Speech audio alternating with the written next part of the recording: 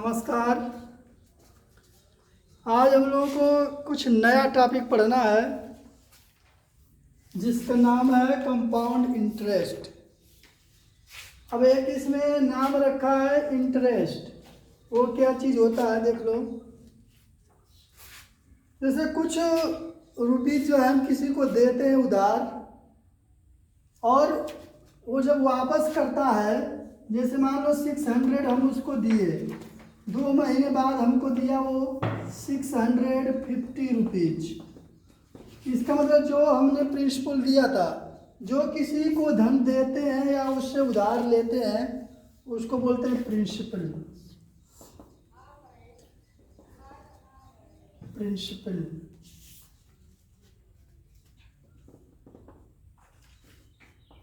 Principal उसके बाद जो वापस ये मिलता है इसको बोलते हैं अमाउंट। अमाउंट तो इन दोनों में देखो कुछ डिफरेंस है। 600 दिया गया था, मिला है 650, तो कुछ ज़्यादा मिला है ना। तो जो ज़्यादा आता है उसको कहते हैं interest. Interest equal to amount minus principal. तो अमाउंट में से 650 माइनस 600, ये जो आएगा आपका 50 रुपीज़, ये इंटरेस्ट का पैसा होगा। अब ये निकालने के 2 तरीके होते हैं, एक कंपाउंड इंटरेस्ट लगता है, एक सिंपल इंटरेस्ट लगता है। सिंपल में क्या होता है, जैसे 1000 रुपये किसी से बोरो लिए, मतलब उधार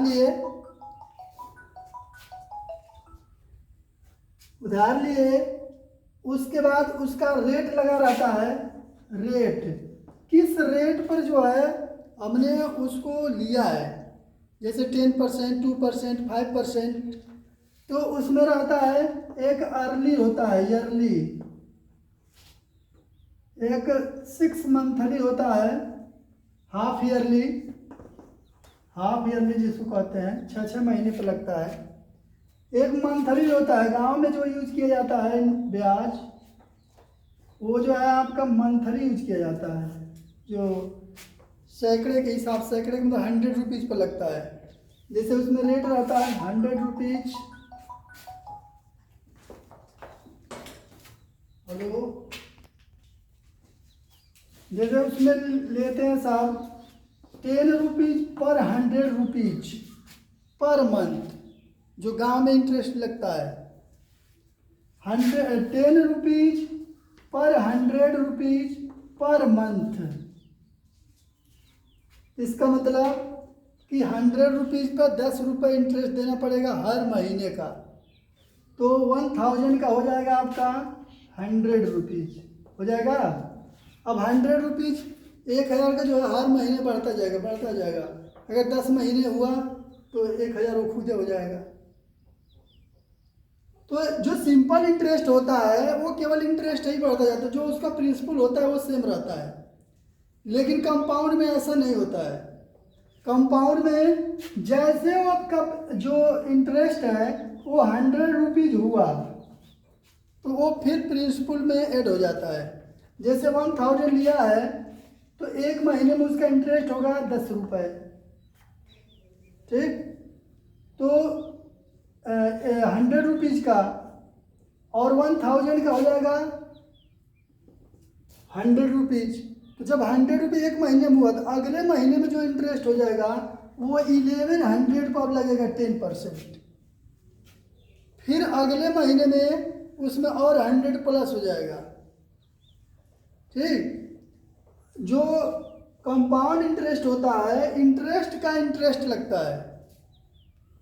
जैसे यहाँ पर 100 रुपये तो हमारा प्रिंसिपल था, इतना उधार लिया था, 100 रुपये जो उसमें ऐड हुआ तो वो तो इंटरेस्ट का ही पैसा है। तो जो इंटरेस्ट हुआ अब तो फिर उसका भी इंटरेस्ट देना है, तो वो होता है कंपाउंड इंटरेस्ट। इंटरेस्ट का इंटरेस्ट वो होता है कंपाउंड, वो महंगा इंटरेस्ट लगता है। वो बैंक वगैरह में लगता है। जैसे बिजली का बिल हो गया, आपने बकाया रखा है, तो जो इंटरेस्ट लगा है 1 महीने का, अगले महीने में जितना है उसका फिर इंटरेस्ट लगेगा, तो उसमें कंपाउंड चलता है। इसलिए बिल जो होती है बहुत ज़्यादा बढ़ती है वो। 50,000 1 लाख हो जाती है वैसे बिल बढ़ते बढ़ते, 11 दिन तक छोड़ देता आदमी। तो वैसे जो वो आपका जो लिया जाता है बैंक से लोन, उसमें भी लगता है कंपाउंड इंटरेस्ट, उसमें इंटरेस्ट का इंटरेस्ट लगता है। तो आज हम लोगों को कंपाउंड इंटरेस्ट ही पढ़ना है। तो एक होता है उसका सिंपल तरीके से लगाया जाता है, दूसरा एक फार्मूला यूज किया जाता है। तो फार्मूले पे लगाना इजी होता है, बस वैल्यू रख देंगे आंसर आ जाएगा। लेकिन जो सिंपल इंटरेस्ट है उसमें जो है आपका प्रोसेस लंबा चलता है। तो आप पहले सिंपल तरीके से देख लीजिए, फिर उसके बाद फार्मूला बता रहे हैं।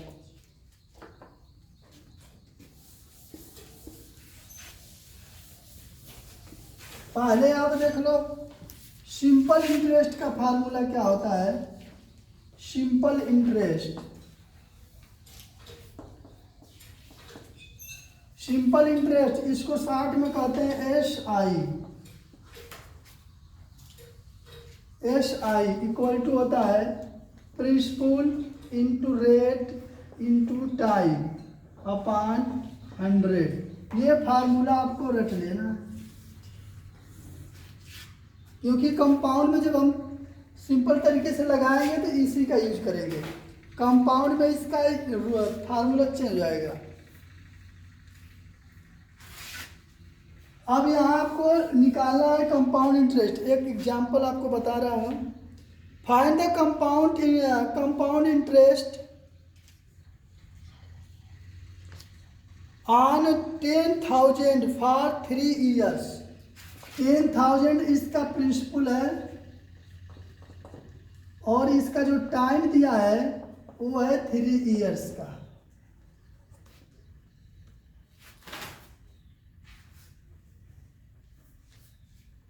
एट द रेट उसका दिया है, रेट दिया है 10% पर एनम। पर एनम का मतलब होता है हर वर्ष। उसमें जो इंटरेस्ट लगेगा ईयरली लगेगा, अर्ली, ये ईयरली लगेगा, उसमें मतलब वार्षिक लगेगा। उसका हर 1 वर्ष के बाद जो है इंटरेस्ट वो कैलकुलेट किया जाता है, हर महीने नहीं किया जाता है। बैंक का होता है हाफ ईयरली या ईयरली, उसमें हर महीने नहीं इंटरेस्ट कलेक्ट किया जाता है या उसका जोड़ा जाता है। अब देख लो इसमें कैसे लिखते हैं। ये लिखने वाला तरीका समझ लो। पहले लिखेंगे इसमें प्रिंसिपल फॉर फर्स्ट ईयर। पहले वर्ष में जो प्रिंसिपल होगा वो कितना होगा, 10,000। पहले साल का जो दिया है प्रिंसिपल कितना है, 10,000। तो पहले साल के लिए जो उसका रेट है, रेट तो सेम रहेगा सबके लिए। रेट यहाँ पर लिखे थे 10% पर एनम। तो सब में 10% ही यूज करना है, सब वर्ष जो है 10% ही लगेगा। अब इसमें हमको प्रिंसिपल पता हो गया, रेट पता हो गया, तो पहले ईयर का जो इंटरेस्ट होगा वो कितना होगा देख लो। Interest for first year equal to, यही फार्मूला यूज लगेगा सिंपल का, principal into rate into time upon 100। लगा दो इसमें 10,000 इंटू रेट है 10 इंटू ईयर, फर्स्ट ईयर का निकालना है, 1 ही साल का निकालना है केवल, अपॉन 100। 2 जीरो से 2 जीरो कैंसिल, 1 जीरो इसमें ऐड हो जाएगा। 1,000 रुपीज पहले ईयर का जो इंटरेस्ट हो गया, कितना हो गया 1,000 का। अब हमको निकालना है इसमें दूसरे ईयर का जो अमाउंट होगा। इसमें लिखेंगे amount for first year, amount for first year. Amount देखो क्या होता है, अमाउंट में प्रिंसिपल प्लस इंटरेस्ट दोनों को ऐड करते हैं तो अमाउंट आता है प्रिंसिपल प्लस इंटरेस्ट।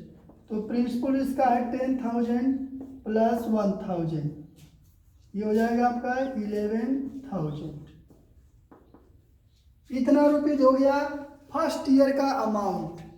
जो फर्स्ट ईयर का अमाउंट है वो सेकेंड ईयर के लिए प्रिंसिपल का काम करेगा। जो दूसरे साल के लिए निकालेंगे तो अब इसमें इंटरेस्ट इसका निकालेंगे, प्रिंसिपल की जगह ये रहेगा। अब देख लो इसमें इंटरेस्ट ऐड हुआ कि नहीं हुआ। अब इसका जब निकालेंगे इंटरेस्ट तो फिर इंटरेस्ट का इंटरेस्ट हो जाएगा, नहीं हो जाएगा। 10,000 तो था ही प्रिंसिपल, अब 11,000 का निकालना है तो 1,000 इसमें ऐड हुआ है तो वो तो इंटरेस्ट ही हुआ। अब 11,000 का हम 10% निकालेंगे इंटरेस्ट एक साल का, तो वो जो आएगा तो इंटरेस्ट का भी तो इंटरेस्ट मिल रहा है, 1,000 का मिल रहा है ना इसमें, तो वो होता है कंपाउंड इंटरेस्ट का इंटरेस्ट। अब यहाँ लिखेंगे प्रिंसिपल फॉर सेकेंड ईयर। देखो जितने साल का रहेगा ऐसे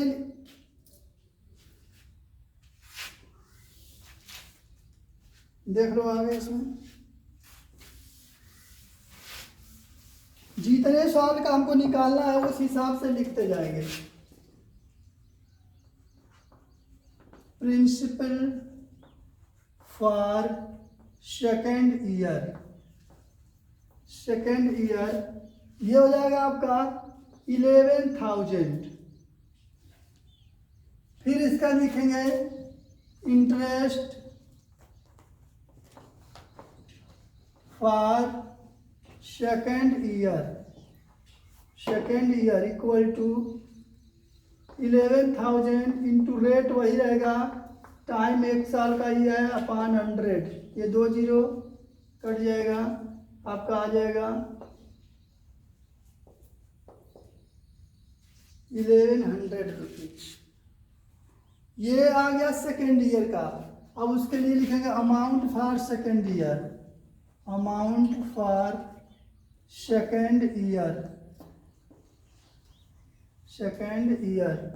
तो 11,000 ये प्लस 1,100 ये दोनों ऐड करके बोलो कितना आ रहा है। 110 रहेगा वहाँ पे। कहाँ 3 का मल्टीप्लाई होता है। हाँ वही सही बात, 3 जीरो नीचे हैं ऊपर, यहाँ पर एक जीरो कम हुआ है, यहाँ सही है, वहाँ छूट गया है।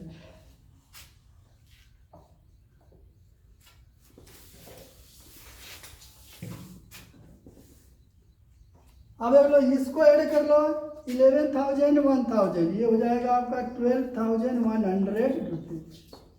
ये सेकेंड ईयर का अमाउंट है। जो सेकेंड ईयर का अमाउंट होगा वो थर्ड ईयर के लिए प्रिंसिपल का काम करेगा। अब लिखेंगे इसमें प्रिंसिपल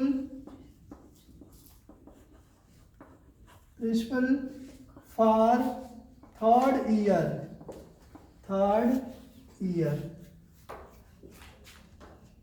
का निकाल लो 12,100 और इंटरेस्ट हो जाएगा इसका इंटरेस्ट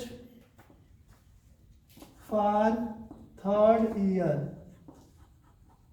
इक्वल टू, ये प्रिंसिपल होगा, रेट होगा टाइम अपॉन 100, 2 जीरो कैंसिल, ये हो जाएगा इतना रुपीज। अब इसमें निकालेंगे अमाउंट फॉर थर्ड ईयर, ये हो जाएगा आपका 12,100 प्लस 1,210, दोनों का ऐड करके बोलो कितना आ रहा है।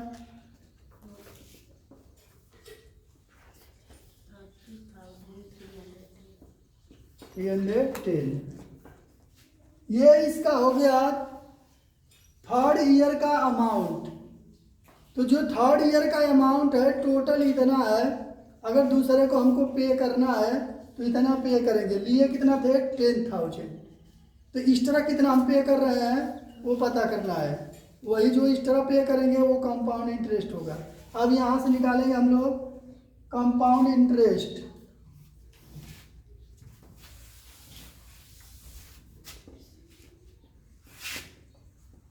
Compound interest equal to amount minus principal. तो अमाउंट जो है ये आपका 13,310 माइनस 10,000, ये हो जाएगा 3,310 रुपीज। ये इसका कंपाउंड इंटरेस्ट है।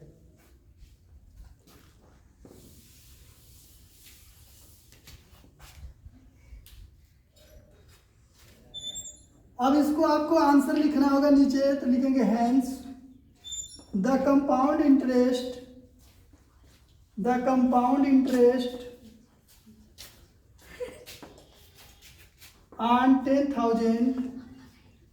on 10,000 rupees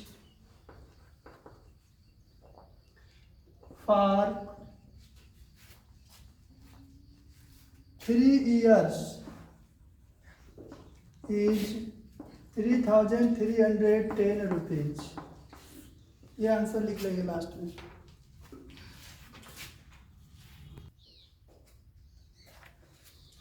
अब देखिए ये जो फार्मूला बताया उस सिंपल तरीके से लिख कर उसको, अब एक डायरेक्ट फार्मूला है कंपाउंड के लिए ही। तो उसमें पहले अगर अमाउंट निकालना है तो amount equal to principal into 1 plus r upon 100 to the power n होता है। यहाँ स्मॉल भी आर रहता है, कैपिटल भी आर लिखने की कोई दिक्कत नहीं है। ये जो n होता है ये टाइम के लिए यूज किया जाता है, डिनोट करता है। आर जो है आपका रेट के लिए है, और ए जो है अमाउंट, और पी जो है आपका प्रिंसिपल है। ये 4 अननोन नंबर है, इसमें से 3 का ऑलरेडी आपको वैल्यू पता रहेगा, एक का आपको फाइंड करना होगा। जैसे अभी निकाले थे तो उसमें प्रिंसिपल था आपका 10,000, रेट था आपका 10% पर एनम, और टाइम था उसके लिए 3 इयर्स का। इसी को देख लीजिए, हम निकाल कर इस फार्मूले पर रखकर दिखा दे रहे हैं आपको। यहाँ से अमाउंट निकलेगा, और अगर निकालना आपको कंपाउंड इंटरेस्ट तो हो जाएगा ए माइनस पी। इस पर अमाउंट जितना आएगा उसमें से प्रिंसिपल माइनस कर देंगे, जो आएगा वो कंपाउंड इंटरेस्ट आएगा। फार्मूले पर रख लो, फार्मूले पर रखेंगे पी का वैल्यू है 10,000, 1 प्लस आर का वैल्यू है 10% अपान 100, और एन का वैल्यू है 3 इयर्स। रख दो, 1 0 से 1 0 कैंसिल हो जाएगा, 1 प्लस 1 अपान 10 उसकी पावर है 3।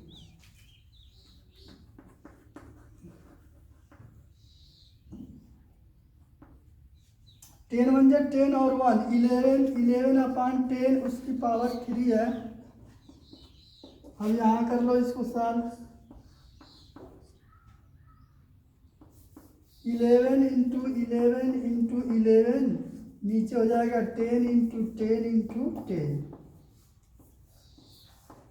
ये 3 0 से 3 0 कैंसिल हो जाएगा। 11 का क्यूब होता है 1331 इंटू 10 है, ये हो जाएगा आपका 13,310। इतना आ गया आपका ए इक्वल टू अमाउंट आ गया।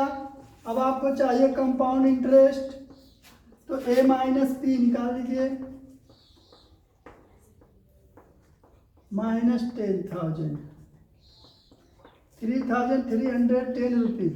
इतना ही उस तरीके से बेस वाले से निकाले थे, ये इसका फार्मूला है, उससे भी उतना ही आ गया है। पूरे सवाल आपका इसी फार्मूले पर सॉल्व हो जाएगा, जिसमें कह देगा कि आप फार्मूले से यूज कीजिए या बेस तरीके से हल कीजिए, तो बेस वाले भी फार्मूला लिखना पड़ेगा। लेकिन कह दें केवल कंपाउंड इंटरेस्ट फाइंड कीजिए, जो आपको इजी लगे उससे निकाल लीजिए, कोई दिक्कत नहीं। और निकाल लीजिएगा, कोई दिक्कत अगर बताइएगा।